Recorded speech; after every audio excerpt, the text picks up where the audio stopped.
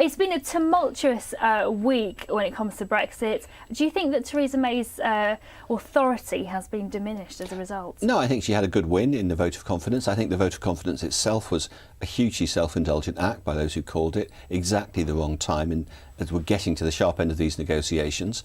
But the Prime Minister won well, and now, well, as we've observed, she did that one day and the next day was on the plane to Brussels to start negotiating again. And in terms of her withdrawal agreement that she has brought back from the EU, what, in your opinion, is the likelihood of it passing through the Commons? Well, it's pretty clear that in its current state it wouldn't get through, and that's why she's gone back to try and get some more reassurances on the backstop, on how we will make sure that there isn't a hard border in Ireland, because that's clearly the key for a lot of people.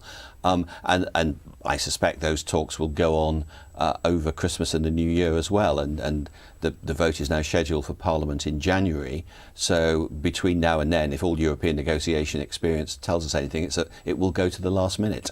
And are you confident she'll be able to bring back those assurances that so many people need? Well, I hope so, and I think so, because not least because it's in the interests of both sides. It's clearly in our interests as a country. It's particularly in our interests in Kent that we don't crash out with no deal, but it's also in the interests of European countries as well, particularly that those that trade with us most. It's in the interest of Ireland that we get a deal. It's particularly in the interest of France and Belgium and the Netherlands that we get a deal. So I'm despite everything, I'm still optimistic. And if in January, come January, and that vote takes place and it falls through and it doesn't make it through Parliament, what would you like to see as a plan B? Well, I think plan B, at the moment, everyone says you can't get anything through Parliament. If the deal falls, I think we do just need the full range of options put before Parliament, including Norway, Canada, a second referendum, no deal, all of which I think are worse than the current deal. So it would then be a question of choosing between which is the least bad of the other things on offer. And if this doesn't go the way you want it to, what could the effect be on Kent?